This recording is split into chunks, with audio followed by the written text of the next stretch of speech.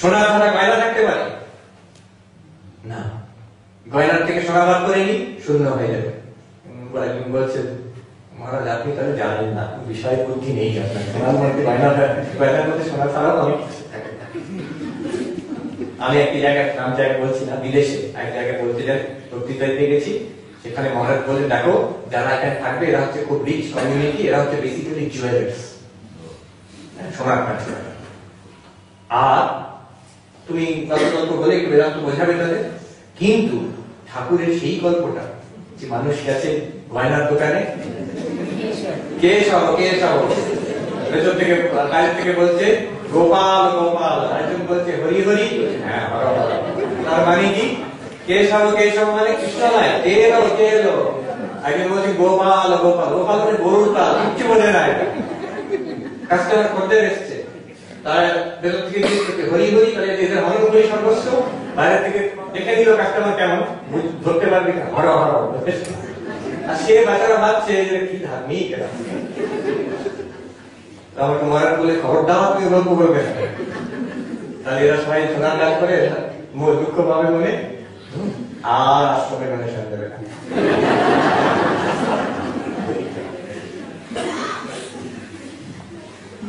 সোনা ছাড়া গয়নার অস্তিত্ব নেই।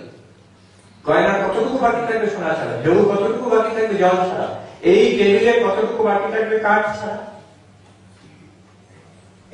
শঙ্করাচার্য ঘটের উদাহরণ দিচ্ছে, একটা ভেবে দেখুন, একটি ঘট আছে, আমরা কি বলবো ঘট আছে, আচ্ছা এবার শঙ্করাচার্য বলছে এই ঘটটা মাটির তৈরি, হ্যাঁ ঠিক কথা, এই ঘটে দেখো মাটি ছাড়া আর কি আছে, উপরে দেখো মাটি, ভেতরে দেখো মাটি, তলায় দেখো মৃত্তিকা, সেই চারিদিকেই মৃত্তিকা, ভেতরে বাইরে সব দিকে মৃত্তিকা। মাটি ছাড়া এই ঘটের মধ্যে কি আছে? মাটিরই একটা আকৃতি, নাম, একটা ফাংশন, তাকে ঘট বলছি আমরা। মাটি ছাড়া যদি কোনো বস্তু নেই, মাটিটাকে বাদ দিয়ে যদি ঘটের ওজন করি শুধু জিরো, মাটির যে ওজন ছিল ঘটের ওজন করলে এক ওজন। সত্যি সত্যি কোনো বস্তু এক্সট্রা সেখানে নেই, মৃত বেরিয়ে হচ্ছে। তাহলে কি হলো লাভ? লাভ এইটুকু হলো, আগে আমার ঘট দৃষ্টি ছিল, যখন এইভাবে ভাবলাম মৃত্তিকা দৃষ্টি হয়ে গেছে, মাটি একই কিছু করেনি, একই ঘটনা, মাটি এই রূপ ধারণ করে আছে। এইবার আমি জগতে দেখছি সৎ ছাড়া কিছু নেই, এই এক্সিস্টেন্স, এই এক্সিস্টেন্স কিন্তু ব্রহ্ম নয়, এটা ব্রহ্মের কাছ থেকে ধারণ করা এক্সিস্টেন্স। এটা যে আছে মনে হচ্ছে, আমি ধরেছি এটাকে, মাইকটাকেই ধরছি, ব্রহ্মকে ধরতে পারি। এখানে যে মাইকটা আছে মনে হচ্ছে, এই আছে মনে হওয়াটা, বোধটা, এটা কিন্তু ব্রহ্ম থেকে ধারণ করা হয়েছে, বড় যাচিত। সো এই বস্তুগুলি, কনক্লুশন, শঙ্করাচার্যের কনক্লুশন, জগতে যত বস্তু সব অনিত্য। অনিত্য মানে একসময় অস্তিত্ব ছিল না, ধ্বংসের পরে অস্তিত্ব থাকবে না, এবং সবচেয়ে মজার কথা, এখন যখন আছে তখনও তার নিজস্ব অস্তিত্ব কিছু নেই, ব্ল্যাঙ্ক, সেটা মিথ্যা, দেখাচ্ছে ওই ঘট একসময় ছিল না, মাটি ছিল, আর এখনো মাটি আছে, কিন্তু এরপরে ভেঙে গেলে ভাঙা ঘট বলছে ওটা মাটি, কিন্তু অস্তিত্বই এত নাম রূপের আড়ালে এই জগৎ রূপে দেখা যাচ্ছে। অতএব যে বস্তু কখনো পাল্টায় না, যার নিজস্ব অস্তিত্ব আছে, সেটাকে বলা হচ্ছে সৎ। আর এই বিশ্ব ব্রহ্মাণ্ডের আমরা যা কিছু দেখি সব কিন্তু সেই অসৎ কোটিতে পড়ছে, যার নিজস্ব অস্তিত্ব নেই। যার নিজস্ব অস্তিত্ব আছে সেটাই হচ্ছে সত্যম, সৎটাই হচ্ছে সত্যম। যার নিজস্ব অস্তিত্ব নেই সেটাই হচ্ছে মিথ্যা। এতক্ষণ বলে আর কি বলছি, এই সৎ, এর অদ্বৈত বেদান্তের নাম হচ্ছে ব্রহ্ম। সৎটা সত্যম মানে ব্রহ্ম সত্যম। আর এই অসৎ বস্তু যা দেখছি এই বেদান্ততে অসত্যের এইখানে মানে হবে মিথ্যা, এই ক্ষেত্রতে মানে হবে মিথ্যা, এমনের জগৎ মিথ্যা। কি অর্থে ব্রহ্ম সত্য জগৎ মিথ্যা? ব্রহ্মের নিজস্ব অস্তিত্ব আছে, স্বভাব স্বরূপগত, আর জগতে ধার নেওয়া বড় নিজস্ব অস্তিত্ব নেই সব বস্তুর মধ্যে। অতএব যদি আমি দেখছি এখন, আমি কি বিষয় জগৎটাকে নাস্তি রূপে দেখছি? না, আমি অস্থি রূপে দেখছি। অস্থি রূপে দেখছি মানে এখানে সদ্বস্তুও আছে, ব্রহ্মও আছে, তাহলে হবে না। আর জগতের নাম রূপ আছে, আমি যে টেবিল চেয়ার এই স্টেজ দেখছি, এখানে টেবিল চেয়ার স্টেজ আছে, কাঠ আছে। কাঠ না থাকলে টেবিল চেয়ার স্টেজ কিছুই থাকতে পারত না। কাঠটা সত্য, এখানে সত্যেরই একটা নাম রূপ হচ্ছে টেবিল চেয়ার স্টেজ। এই অর্থে বলছেন ব্রহ্মজ্ঞানীরা এটা ধারণা করতে পেরেছে। এই কথাগুলো ঠাকুর বলছেন এক জায়গায় অদ্বৈত বেদান্তের আলোচনা হচ্ছে কথামৃততে, ঠাকুর সব শুনে বললেন কথাগুলো ভালো, ধারণা হওয়া যায়, এটাকে ধরতে হবে। যারা এটাকে ধরতে পেরেছেন, প্রাণে প্রাণে উপলব্ধি করতে পেরেছেন, তাদের বলা হচ্ছে তত্ত্বদর্শী। তারা তত্ত্বকে দেখতে পাচ্ছেন পরিষ্কার পরিষ্কার। ব্রহ্মজ্ঞানী জিজ্ঞেস করা হচ্ছে, আচ্ছা আপনি কিভাবে ব্রহ্মকে দেখেন, অনুভব করেন? এই যেমন একটি আইডিয়া, অ্যাবস্ট্রাক্ট কনসেপ্ট, হ্যাঁ, সবকিছু অস্থি অস্থি এরকম আছে, এরকম একটা হচ্ছে ইন্টেলেকচুয়াল। উনি বলছেন কখনোই না। তুমি দেখেছো এই আকাশে কখনো কখনো সূর্য আর চাঁদ একসঙ্গে দেখা যায়? সূর্য উজ্জ্বল জল জল করছে আর হালকা চাঁদের আভাস উল্টো দিকে, সান এন্ড দ্য মুন টুগেদার। ঠিক ওই রকম আমার কাছে ব্রহ্ম সূর্যের মতো উজ্জ্বল, সদা ভাসমান। আর এই বিশ্ব ব্রহ্মাণ্ড জগৎ সুখ দুঃখ নিজের শরীর মন ওই চন্দ্রের মতো আকৃতিমান, সবসময় ভাসমান। এই না ততো বিদ্যতে ভাব, না ভাব বিদ্যতে সদা। এই হচ্ছে গীতার হৃদয়, এর উপরে বাকি সব দাঁড়িয়ে আছে। খুব সরল কথায়, ঠাকুরের কথায়, ভগবানই বস্তু আর সব অবস্তু। ঠাকুর কতবার বলেছে কথামৃততে, কতবার বলেছে এক কথা, না ততো বিদ্যতে ভাব, না ভাব বিদ্যতে সদা। ভগবানই বস্তু আর সব অবস্তু।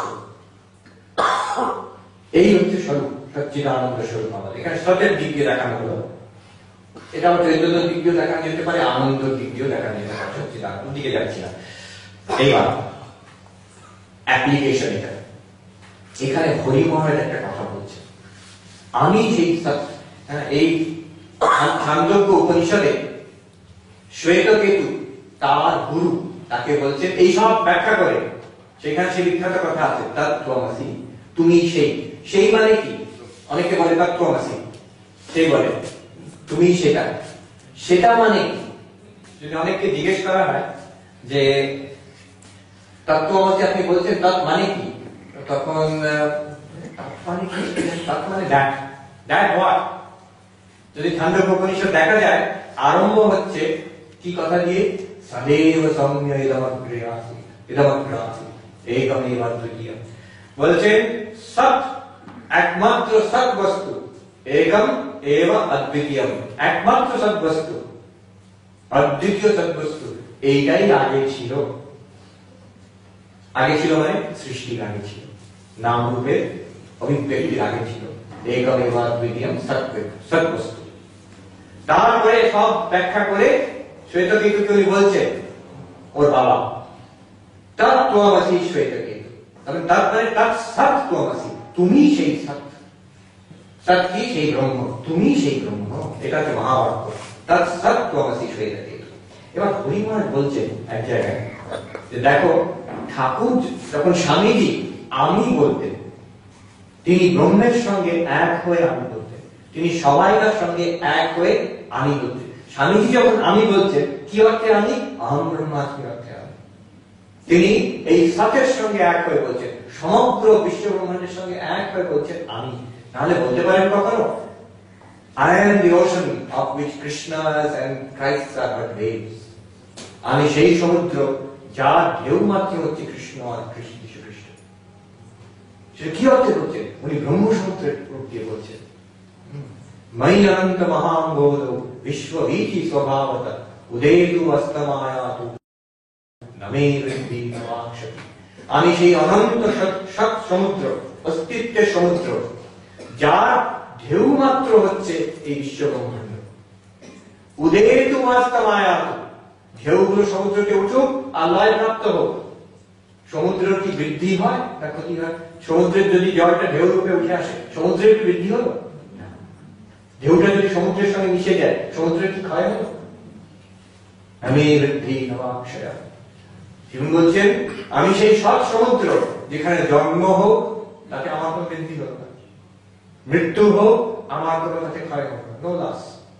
মান হোক, পয়সা আসুক, তাতে আমার কোনো গেইন হলো না। সেই সবই প্রমাণ হোক, পয়সার উপরে দেখা দিচ্ছে। আবার যখন চলে গেল, তখন নমে ক্ষতি, আমার কোনো ক্ষতি নেই। যে চলে গেল, মানের জায়গায় যদি অপমান এলো, পয়সার জায়গায় যদি দারিদ্র এলো, সেই সব এইরূপে দেখা দিচ্ছে। তারা পরিষ্কার দেখতে পারে, এটা থিওরি না তাদের কাছে। স্বামীজি সেই দৃষ্টি থেকে বলছেন আহম, আমি। আর হরি মহারাজ এবার বলছেন, এটা আমাদের কাজের কথা দেখলাম। হরি মহারাজ বলছেন, দেখো স্বামীজি সবাইকার সঙ্গে এক হয়ে বলতেন আমি, আমাদের সেটা সহজে আসে না, তাই জন্য আমরা বলি তুমি। সেই সত্যে, এটা আলাদা কিছু না, সেই সত্য, সেই ঈশাবাসকে মিলন সর্বম বলছেন, সেই তাকেই বলছেন ভক্ত বলে তুমি, তাকে বলে প্রভু, তাকে বলে মা। সেই সত্য যিনি ঘটে ঘটে আছেন, সর্বত্র আছেন, সারাক্ষণ এখনই আছেন। কোথায় আছেন? এখন আছেন, এখানে আছেন। কখন পাওয়া যাবে? সমাধি হলে এখনই পাওয়া যাবে। কোথায় পাওয়া যাবে? শব্দ। যেমন মাটির যত ঘট হয় তার মধ্যে মাটি পাওয়া যাবে, সোনার যত গয়না হয় সোনা পাওয়া যাবে, যত জিনিসের অস্তিত্ব আছে সেখানেই ভগবানকে পাওয়া যাবে। সেই অস্তিত্বটা ভগবানের থেকে ধার করা অস্তিত্ব। তো বলছেন হরি মহারাজ, আমাদের ওটা সোজাসুজি আসে না, আমি ব্রহ্ম এটা বলা আসে না, তাই জন্য আমরা বলি তুমি।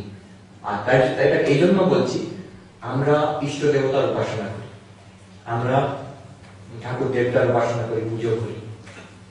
ঠাকুর অনেক সময় বলছেন গৃহস্থ লোকের আহম ব্রহ্মাস্মি বলা ভালো না, তুমি বলবে। সেই সত্যকেই আমরা তুমি বলছি, তাকেই সর্বত্র যে নাম রূপ ধারণ করে আছে তুমি, সেটা এইভাবে আমার প্রভু। দেখুন দ্বৈত, দ্বৈত বিশিষ্টাদ্বৈত, বিভিন্ন রকম ভাব। ওই সত্যের সঙ্গে আমি যদি আলাদা করে তাকে বিষ্ণু বলি, শিব বলি, কালী বলি, তিনি আলাদা, আমি আলাদা। তিনি প্রভু, আমি দাস। তিনি মা, আমি ছেলে। এটা হয়ে গেল দ্বৈত বেদান্ত, এক সত্য। এবার তাকে যদি বলি তিনি পূর্ণ, আমি তার অংশ, তিনি পূর্ণ, আমি তার অংশ, তখন হয়ে গেল বিশিষ্ট অদ্বৈত। তিনি পূর্ণ ব্রহ্ম, আমি অংশ জীব। আর আমি অহম ব্রহ্মাস্মি, তত্ত্বমসি যখন বললো, সেটা কিন্তু বুঝতে পারলেন অহম ব্রহ্মাস্মি, আমি সেই সত্য, আমি সচ্চিদানন্দ, তখন হয়ে গেল অদ্বৈত। হনুমানকে যখন রামচন্দ্র জিজ্ঞেস করছেন, তখন ভিতরে আছে যে হনুমান তুমি আমাকে কিভাবে দেখো? দ্বৈত বিশিষ্ট অদ্বৈত অদ্বৈত। হনুমান বলছেন দেহ বুদ্ধ্যা দাসো জীব বুদ্ধ্যা তদংশতম আত্মবুদ্ধ্যা তু ত্বমেবাহম ইতি মে নিশ্চিতাবতি। মহাবুদ্ধিমান হনুমান, তিনি বলছেন আমি দেহ থেকে যখন identify myself with my body, তুমি প্রভু, আমি তোমার দাস, তুমি রামচন্দ্র, আমি দাস হনুমান। যখন নিজেকে জীব ভাবি, জীব মানে এক দেহ থেকে আরেক দেহ জন্ম জন্মান্তর করছি আমি, তুমি পূর্ণ ব্রহ্ম, তোমার অংশ আমি, তদংশ। যখন নিজেকে চৈতন্য ভাবি, আত্মা ভাবি, সৎ ভাবি, সৎ বলে উপলব্ধি করি, ত্বমেবাহম, তুমি জানো, তুমিও জানো। স্বামী বিবেকানন্দকে একবার মন্মথ বাবু বলছেন যে মায়া দীক্ষা নিয়েছে, মায়ার স্বরূপ আমাকে বুঝিয়ে দিই। স্বামীজি বলছেন অন্য কিছু জিজ্ঞেস কর। তখন মন্মথ বাবু বলছেন আপনার মতন আচার্যকে যদি আমি মায়ার স্বরূপ বুঝতে না পারলাম, এই জীবনে আর হবে না। তখন স্বামীজি বলতে আরম্ভ করেছেন, কি বলতে আরম্ভ করেছেন? Unfortunately not recorded. আজকাল এরকম সব যন্ত্র আছে, রেকর্ড করে নিয়ে হতো, কিন্তু কেউ তখন রেকর্ড করেনি। মন্মথ বাবু এমন বিবাহ হয়ে গেছে, কিছু আর সে বিষয়ে বলতে পারেননি। স্বামীজি বলতে আরম্ভ করেছেন, মন্মথ বাবু বলছেন আস্তে আস্তে দেখছি সবকিছু যেন অস্তিত্ব শূন্য হয়ে যাচ্ছে। এই নাম রূপাত্মক জগৎ, আমাদের যে ভাষায় অসৎ না সত বিদ্যাতে ভাব, অসৎ বস্তুর কোন নিজস্ব অস্তিত্ব নেই। বলছে সব শূন্য লয় হয়ে যাচ্ছে। শুধু স্বামীজির কথা শুনতে পাচ্ছি আমি। আর বলছেন আমি অবাক হয়ে বলছি স্বামীজিকে, তখন তুমি বলছি স্বামীজি দেখছেন উনি যা আমিও দেখ, স্বামীজি তোমার এই জগৎ তো মিথ্যা, তোমার মঠ মিশন এইসব কাজ এইসব তো মিথ্যা। স্বামীজি হেসে বলছে, স্বামীজি গড় শুনতে পাচ্ছে, স্বামীজি হেসে বলছে তাই বটে, তুই যদি পারিস তাহলে এই তত্ত্বতে লীন হয়ে যা, সমান সমাধিস্থ হয়ে কাটিয়ে দে, আর না পারিস যদি আয় এই কাজে যোগদান দে। আহম ব্রহ্মাস্মি প্রতিষ্ঠিত হও, না হতে পারলে প্রভুর সেবা করে জীবন কাটাও। এই তারপর উনি ভাবলে গেছেন যে আমার আচার্যকে তুমি বলছো তার কাছে দীক্ষা নিচ্ছি, সেটা ভাবতেই আবার ওইটা চলে গেল। তো এই কথা দ্বৈত অদ্বৈত বিশিষ্ট অদ্বৈত একসাথে, তার সঙ্গে আমরা কি রিলেশনশিপ রাখি তার উপরে নির্ভর করছে অদ্বৈত বিশিষ্ট অদ্বৈত দ্বৈত। This is harmonise in Shri রামকৃষ্ণের টিচিং।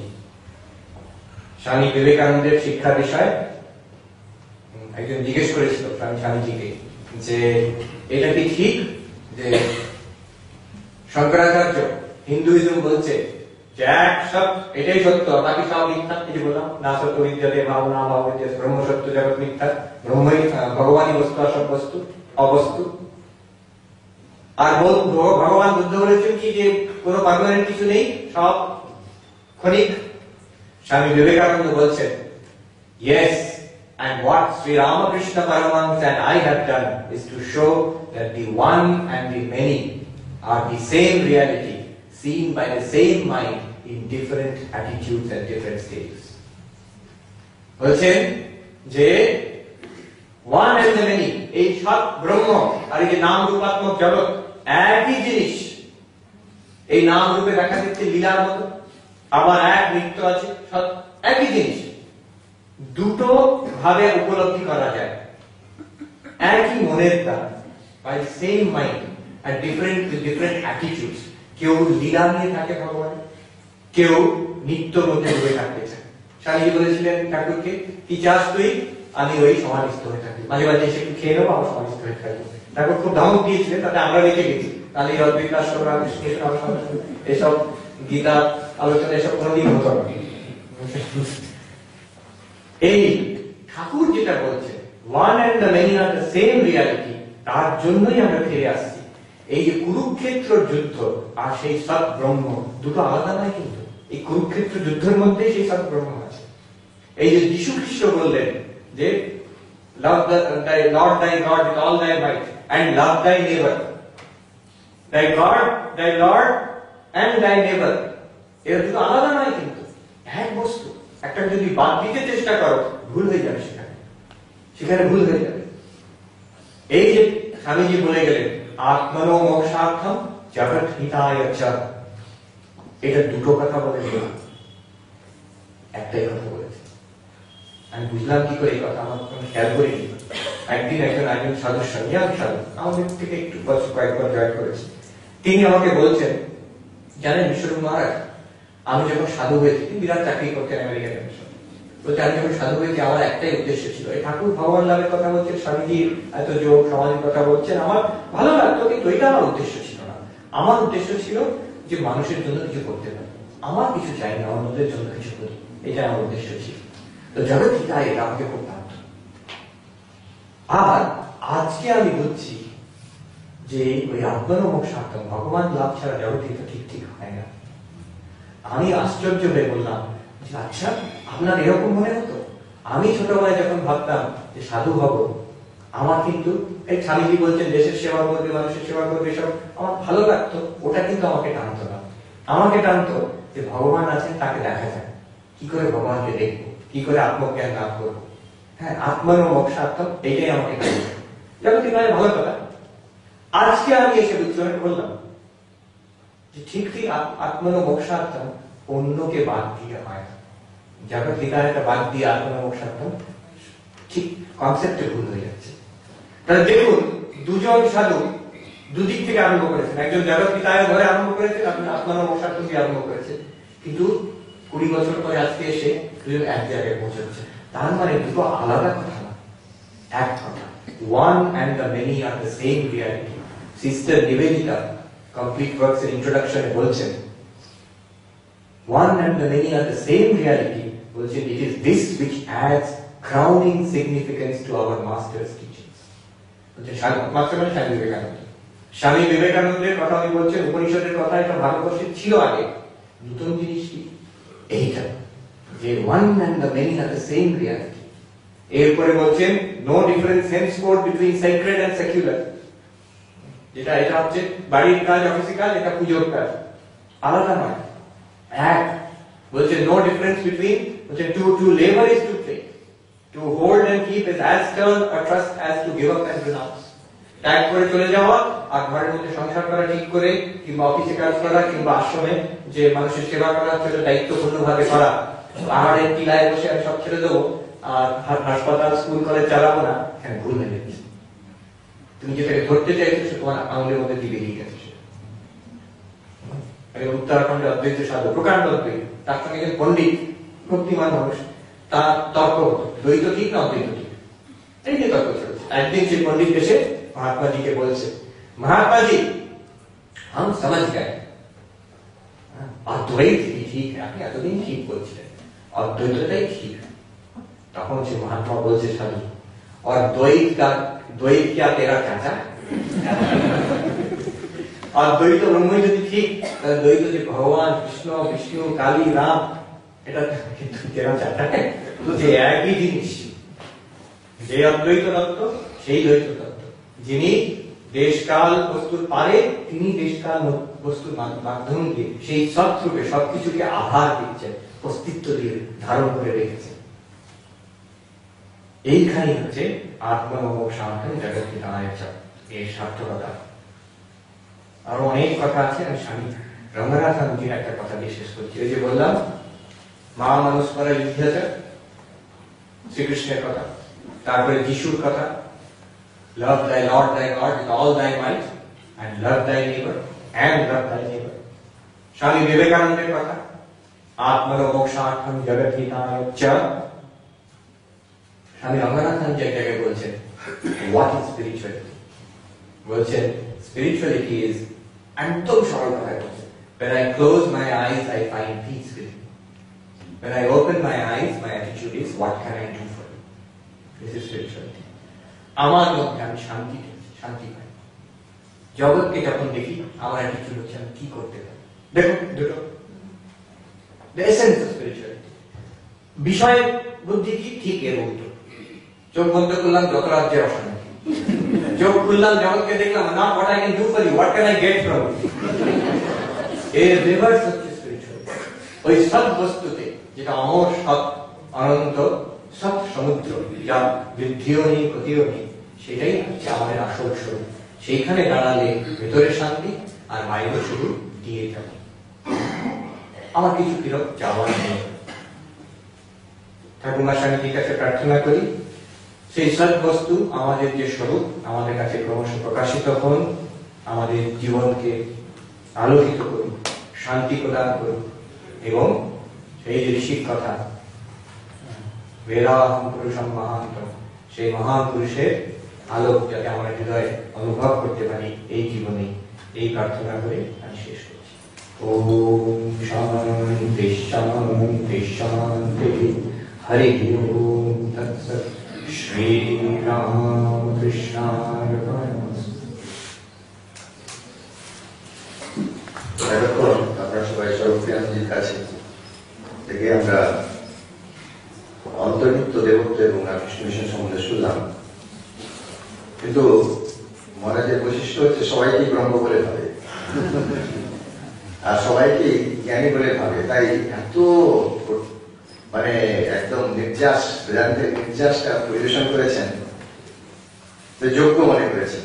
আমরা সবাই যারা লিসেনার, আমরা যারা শ্রোতা, তারা ব্রহ্মজ্ঞান লাভের অধিকারী সেই হিসেবে প্রথম থেকেই বিশ্বাস করে সেইভাবে তিনি বক্তব্য রেখেছেন, এবং সেটা প্রথম ধাপ, আত্মবিশ্বাস যে আমার দ্বারাই হবে। না হলে পিন অফ সাইলেন্স দেখছি, সবাই শুনছে আগ্রহ করে, অদ্ভুত। আর মহারাজ একই কথা বারবার বলছেন, মুক্তের জাগরণ এবং রামকৃষ্ণ মিশন বারবার একই কথা, শাস্ত্রে জামিতা নাস্তি, রিপিটেশন দোষ হয় না। তো মহারাজ যা যা বলছেন আবার বলবেন, আবার বলবেন, আবার বলবেন, দেশে বলবেন, বিদেশে বলবেন, সব জায়গায় এক কথা বলছেন। শঙ্করাচার্যের কথা দিয়ে আমি উপসংহার করছি যে শঙ্করাচার্য তার ভাষ্যও বলছেন যে ভগবান একই কথা বারবার বলছেন কেন, দুটো শ্লোক বলে পরপর, একদম ছিন্নতি শাস্ত্রাণী, হ্যাঁ, তারপরে আরেকটা পরে হচ্ছে নৈনম দহতি পাবক, তারপর বলছেন অদাহ্যম আকৃতীয় অশ্রেয়, পরবর্তী শ্লোকে বলছেন। তার পরবর্তী এন্ড বলছেন দুর্বোধত্ব আর আত্মবস্তু না, এই আত্মবস্তু অত্যন্ত দুর্বোধ, সেই জন্য বারবার শুনতে হয়। পুনঃ পুনঃ প্রসঙ্গ আপাদ্য তদ এব বস্তু নিরূপয়তে ভগবান বাসুদেব কথম নাম সংসারী নাম অব্যক্তম তত্ত্বম বুদ্ধিগোচরতাম আপন্যম সংসার নিরুদ্ধ স্যাৎ। কোনো না কোনো ভাবে বুদ্ধিতে যদি একবার এই আত্মতত্ত্ব যদি আড়ুড়ো হয়ে যায়, সংসার নিবৃত্তির কারণ হয়ে যাবে। তো সেই জন্যই মহারাজ বারবার এই আত্মতত্ত্ব সম্বন্ধে বিভিন্ন জায়গায় বলছি, এটাই শোনাবার জন্য স্বামীজি বারবার বলে গেছেন। আমরা তো এমনি দ্বৈত জ্ঞান বা ভগবানের ভজন এটা ভালোবাসি, কিন্তু এই স্বামীজি এই যুগে বলছে সবকে শোনাও, আত্মার মহিমা শোনাও। আমরা ভুলে গেছি আমাদের সব। আমরা খুবই উপকৃত হলাম এইরকম যেন আলোচনা আমরা বারবার শুনতে পাই। হ্যাঁ, এইভাবে আমাদের নিজের হৃদয়কে এবং মনকে পরিপুষ্ট করতে পারি। সবাইকে ধন্যবাদ। আর মহারাজকে আমার সশ্রদ্ধ ভালোবাসা জানাচ্ছি। নমস্কার। মহারাজের প্রণাম শুনে বেরিয়ে যাবেন।